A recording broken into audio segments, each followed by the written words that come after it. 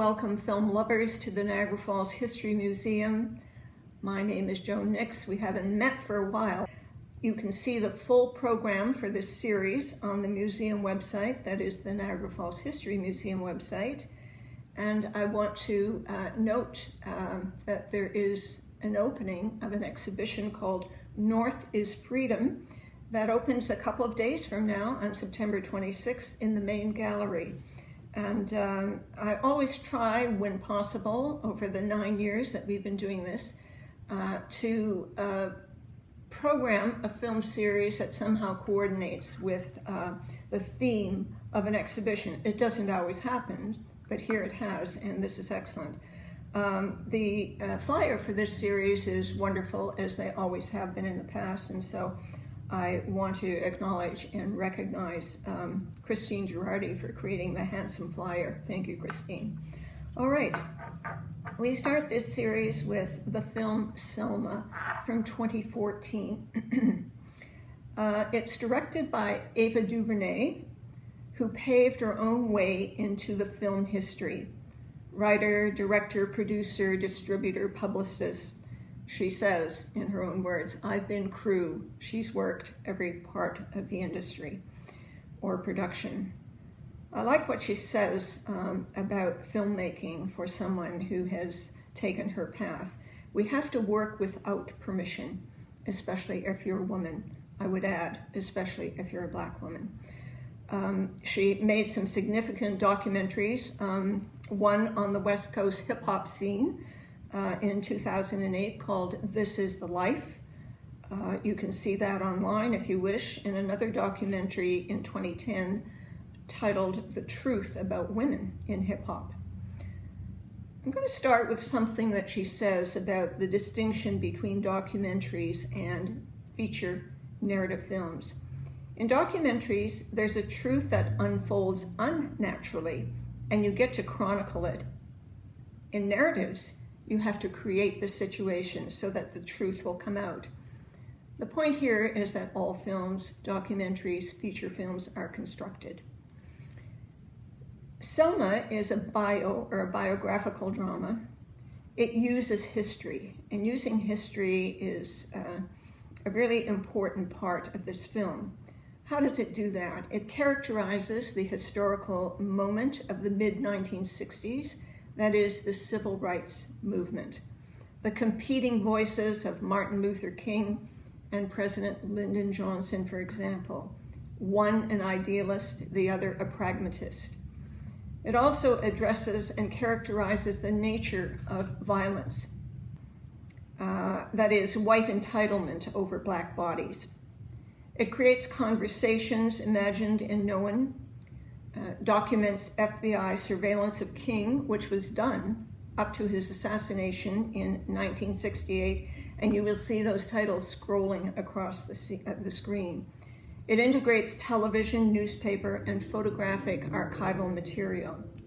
It dramatizes the effect of Martin Luther King's eloquent oratory, and we see much of the private man. Interestingly, a man often at a loss for words. Director DuVernay grew up in Alabama. She says, I never approached the film as, oh my God, I'm making a film about Mr. King. I just focused on making a film about an ordinary man doing extraordinary things in a place I know well. The film's structure bookends narrative time. At the beginning, an achievement one, the Civil Rights Act of 1964, which outlawed discrimination. And at the end, the achievement to come, the Voting Rights Act of 1965. In other words, enfranchisement for all. The first, I should say, of three intense meetings between Martin King and President Lyndon Johnson goes like this. This is around King's impatience to have the Voting Rights Act passed. Johnson says, this voting thing's just gonna have to wait. That's the way he talked. He was a rough-hewed Texan. King says, you can't serve on a jury without the right to vote. Now let's work through this film. Important elements of the film. The opening scene establishes King's voice, his face and his words emerging in the dark. He's off stage with his wife Coretta. He's clumsy, not a classic hero. His ascot tie is not right. Inequality is not right. Note the language, this notion of what's right. And of course, this is hooked into the theme of civil rights. Cut to the stage and he's on the global spotlight receiving the Nobel Peace Prize, October 14th, 1964. I accept this honor, he says, for our lost ones and the truth of equality. The narrative shifts back in time now to September 15th, 1963. The church explosion at 16th Street Baptist Church in Birmingham, Alabama. 4 black girls are killed, 3 of them age 14, the youngest 11. There's a very effective slow motion of the bodies seeming to float in the air. The dead girl and her yellow dress are visible in the rumbled ruin. Yellow is the color of hope. But the dim gold lighting of many scenes create a kind of twilight around King. The Birmingham bombing, and there were many in Birmingham of black churches, anchors the moral drive, if you want to put it in fancy terms, the film's moral imperative, the after effect of tragedy of 4 black girls' deaths. It raises the thematic question, what happens when hope is extinguished? The film dissolves very fluidly to Annie Lee Cooper, played by a very effective Oprah. She's attempting to register to vote, and she's being tested by a petty white bureaucrat. He tells her, it's right when I say it's right. White segregation, rightness. So this notion of different kinds of people who own the notion of right and rightness over people is really important. King's arrival in Selma, in his words, is, I'm here to test the waters. There are always these tests going on. So I'm going to take a little pause here, and I'm going to address the question of who Martin Luther King Jr. was. In other words, the man behind the character represented in the film. Well, he was an African-American minister and activist, a leader of the civil rights movement, 1955 until his assassination at the Lorraine Motel in 1968.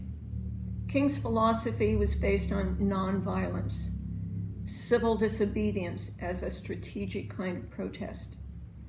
Now, there was a loose organization between, a unity, if you like, between 2 fronts in December of '64, 2 black organizations. King, chair of the Southern Christian Leadership Conference, the SCLC, and the local Student Nonviolent Coordinating Committee, SNCC, commonly known as SNCC. SNCC had been working in Selma on voter registration for months before King arrived. Now, we often see King surrounded by men and sometimes by women. The Big 6 leaders, as they were known, activists, people leaders involved in nonviolent ethic of passive resistance. They represented labor, the NAACP, that is the National Association for the Advancement of Colored People, non-discriminatory employment practices, and young John Lewis, who was involved in restaurant sit-ins. Remember, this is the Jim Crow era of the South, and you will know that John Lewis served in the U.S. House of Representatives. Ava DuVernay eulogized Lewis's death in July of this year when he died. She says, I will never forget what you taught me, what you challenged me to be, braver, stronger, bolder, better. And this is what committed filmmakers want to be. But I want to quote King's stated philosophy that underlies the film and underlies the movement. In his words, the Black Revolution is much more than a struggle for the rights of Negroes. It is forcing America to face all its interrelated flaws: racism, poverty, militarism, and materialism. And he emphasizes it reveals systemic rather than superficial flaws, and suggests that radical reconstruction of society itself is the real issue to be faced. Now, these revolutionary ideals of the 1960s are echoed today, and I want to say every day, in the Black Lives Matter movement, visible, loud. As Don Lemon, CNN news anchor, says, the streets are talking, aren't they just? I want to now move to the casting of the lead role in the film Selma, David Oyelowo. Oyelowo was the first Black actor to play an English king in a major Royal Shakespearean Company production in 2001. Nigerian roots, but British. Now American. In a Vanity Fair article in 2014, the year the film came out, he says, I approached Dr. King first and foremost as a man. To try and play him as an icon would do him and the story a disservice. Being born and bred in the UK gave me the advantage of not having grown up, as many Americans have, with King as an icon, a holiday, or as a leader who made a speech that they had to learn in school. I have a dream. I have felt less burdened about depicting King as a result of that, although my admiration for him is seismic. In another interview in 2015, he said, I don't think King could have stuck to the theme of nonviolence and love in the face of hate. If he didn't feel that command and that notion from God, his faith was the engine. It was the engine for what he believed in and for how he acted. Now let's look at King's portrayal by Oyelowo as historical and narrative character in Selma, the film. He's at the center of the journey. It's a personal and a public and a moral journey. He's often the lone figure, even among his ensemble of Black leaders, the Big Six. He seems isolated at dinner with Coretta and the 4 children, a father who is rarely home. At night, in the dark, ruminating. In jail, buoyed by Coretta. He's vulnerable. He can't sleep. He wakes and he phones gospel singer Mahalia Jackson for spiritual uplift. I need to hear the Lord's voice, he says, and she sings to him like a lullaby. In other words, King is nourished by women who feed leaders and house them when they are refused hotel rooms in the Deep South. Women who protest, women who are beaten, women who are strategic collaborators. And I want to note DuVernay's feat of casting ordinary people in the marchers, people playing his followers, and people who weren't racist, but white people who played the role of racists on the sidelines. This is quite a feat. From the pulpit, King is seen to be a charismatic. Who murdered Jimmy Lee Jackson? He answers the question. Every white man, politician, white preacher, every Negro, man and woman who stands by. And he identifies 2 idealists who are recently struck down, President Kennedy and Malcolm X. The effect on the congregation is like a religious revival meeting, but very political.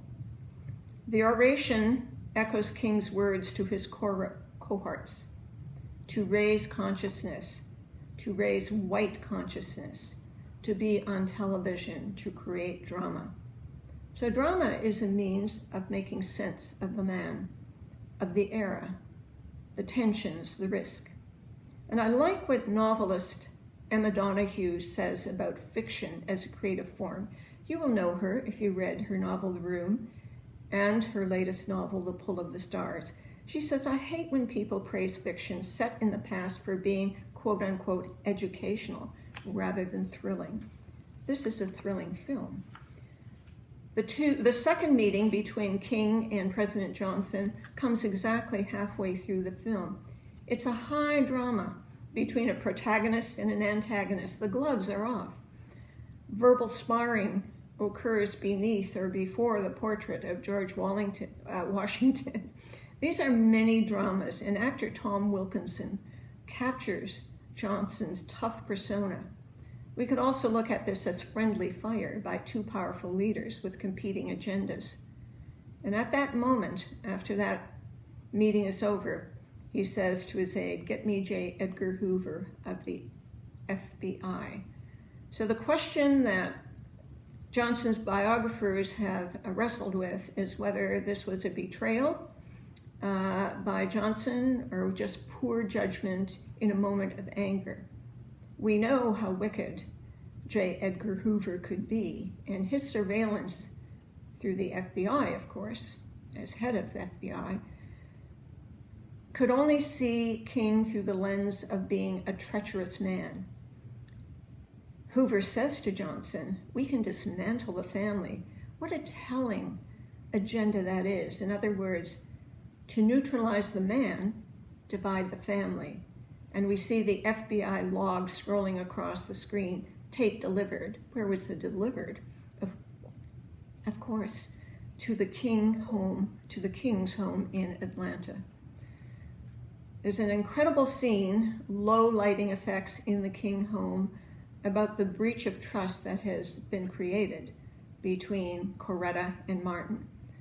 They are apart in the room, listening to the FBI tape. She, "Will you answer me with the truth? Do you love me?" He, "Yes, I love you, Coretta." She, "Do you love any of the others?" Long pause. "No." Coretta walks past her husband and out of the frame. Now, I can tell you that there were leaks of these tapes long before they were locked down. They will be released apparently in 2027. So there's a hint, and it's a big enough hint at King's infidelities, but it doesn't punish him for it. Indeed, Coretta does that. I want to now turn to the symbolism of Selma the place. These scenes were shot on location. Amazing, amazing scenes to shoot and to render. Selma becomes a site, a place of moral reckoning. It's a passage through the southern wall of systemic segregation and brutality. And the weight of those church bombings and those 4 little girls comes to bear in this walk. The freedom of the bus riders, exactly, and Rosa Parks, who refused to sit at the back of the bus. It's an epic journey. It's ideological, it's spiritual, it's troubled by obstacles and turnabouts. Locally, regionally, Alabama's Governor Wallace, local Sheriff Clark, who is on a mission, the police commissioner, Bull Connor, and the Ku Klux Klansmen, goons, and rabid whites who are fearful of racial mixing in schools, buses, housing, restaurants, you name it. Now, there were 3 protest marches in 1965 from Selma to Montgomery across the Edmund Pettus Bridge, which was named for a Confederate KKK leader. I'd like you to envision the geographic proximity. Selma to Montgomery is 50 miles, or 80K, to the state capital. That's far, and it's not far. The journey travels a great distance thematically. So March 7th, 1965 is the first attempt, known as Bloody Sunday. The camera follows the point of view of the marchers.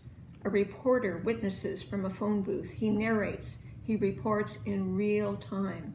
On the soundtrack, Mahalia Jackson is singing, "Walk With Me, Lord." King watches the brutal assault on network television. Who else is watching on network television? Governor Wallace and President Johnson. The bright daylight leaches into a fog of assault, tear gas, hoses. It's a dramatic and traumatic event on television in American living rooms. Now, Johnson has an epiphany here in his speech before Congress to strike down, in his words, all voting restrictions, and he borrows King's rhetorical language. There is no Negro problem, no Southern problem, only an American problem. We shall overcome. King's epiphany is different after Bloody Sunday. We're going back to the bridge, he tells his Big Six. We're going again. He speaks to the press for a public appeal, and he says, we need you. Come to Selma. This brings us to March 9th and the second attempt. King kneels midway on the bridge. He prays. He turns back and he wades through the marchers. It's very biblical, an inspired retreat. It's like the parting of the Red Sea. On the soundtrack, Bob Dylan is singing Masters of War. The lyrics, come, you masters of war, you that build all the bombs. And I want to emphasize that this film is very carefully constructed. It's scripted like a 3-act, well-made play with dramatic asides. The night scene before the third march in a car. King apologizes to a beaten-up John Lewis. He tells him, LBJ, not moving. We have to move on. This can't go on. I can't go on like this. March 25th, the march to the state capitol. It seems to me it looks like a journey that's rendered like a pilgrimage. You'll notice the youth marching. Bright day, color. Marchers are vocal, and we see their mouths moving, but it's purely visual. Black-white archival imagery is integrated into the reconstructed scene. Kids, celebrities, vulgar racists on the sidelines. And there's that New York journalist again, an instrument of field reporting, the press on the cover. And I think you're going to see here a 50th anniversary recreation, homage, tribute to the march. And on that bridge, that same bridge, you see the Obamas, you see George Bush Jr. and his wife Laura, and John Lewis. Now in the film, King's culminating oratory occurs front of the Alabama State Capitol. We know the truth, and again he references the blameless little girls. The final image is of raised black hands. Their hands are clasped. This is a power symbol. It's very much a familiar power symbol of righting wrongs. It's also a corrective to the county courthouse scene earlier, where the marchers are on their knees, their hands behind their heads in supplication, and Sheriff Clark assaults. A title on the screen after the great speech at Montgomery says Johnson signed the Voting Rights Act 5 months later. So in the film, the immediate journey has been achieved, but the larger mission is still ahead. I want to talk now of the use, briefly, of music in Selma. It's generally very restrained. It's used to accent and punctuate certain scenes, and some of the strongest scenes are silent, no music. On the other hand, theme songs are a Hollywood convention in mainstream genre movies. What do? They invite emotional responses from film audiences. At the end of Selma, we hear the song Glory that is soaring on the soundtrack, composed, performed by John Legend and rapper Common. Now you might recognize Common. He plays the character Reverend James Bevel in the film, one of the Big Six. Musically and lyrically, Glory is a hybrid of a popular anthem. It has that anthemic quality to it. It has the sense of a hymn, and in Common's rapping, of an ode. The song segues into the closing credits and the reprise of the narrative imagery and cast. So the question is, was that music redundant? Does it play into the Hollywood system? Think about it. If you stick with the credits, you will see that glory then segues into traditional gospel music. Two little pieces dovetail. This little light of mine, this little light of mine, and come with me. These are from the Smithsonian Archives. They were performed by Selma workers, not by famous musicians, popular musicians. And what that notion of this little light of mine does is to synthesize the film's opening scene, the black voices emerging from dark into light, faith to action. Now, Selma was a major feature film released in 2014 by a black woman director. It has the hallmarks of independent filmmaking and of Hollywood production. You're all going to be familiar with veteran black actor Lou Gossett Jr., who, by the way, lives in Toronto and is very fond of Canada. He commented recently in a Globe and Mail interview, July 30th, if we're not seeing things a step ahead on the screen, we're not in the right place, notice the language, the right place.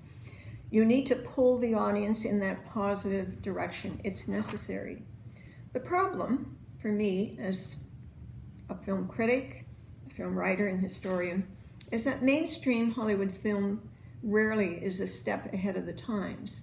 The question here is how much room there is for black women filmmakers beyond DuVernay. She does not get a co-writing credit. The original, and that's due to a legal matter. The original script was written several years before by a British man named Paul Webb. But DuVernay's imprint is all over the film in the way she directs, in the style, and in the content of King's speeches, which she recreated. She recreated those. DuVernay does not have the actor David Aiello recreate, dramatize King's speeches.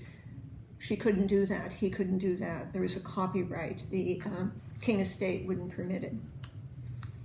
Here's, I think, a good way to think of black filmmaking, and this comes from the American film scholar Raquel Gates, again, recently in a New York Times article, July 17th. She says the very idea that black film's greatest purpose is to be quote-unquote educational primer on race in America is a notion that we need to lay to rest. Amen to that. We must focus on the complexity and brilliance of black film on its own merits. And I think this leads me to conclude before I suggest some recommended films to you, that the influence of black film critics and black film associations are very important here. The Oscars and the Emmys are not enough, nor the Golden Globes. Selma received major awards from, for example, the African American Film Critics Association, the Black Film Critics Circle, the Black Reel Awards, all of them awarded, the best actor, best music, best director, best film. I really like the acknowledgement of ensemble cast. This ensemble cast. This is an ensemble cast.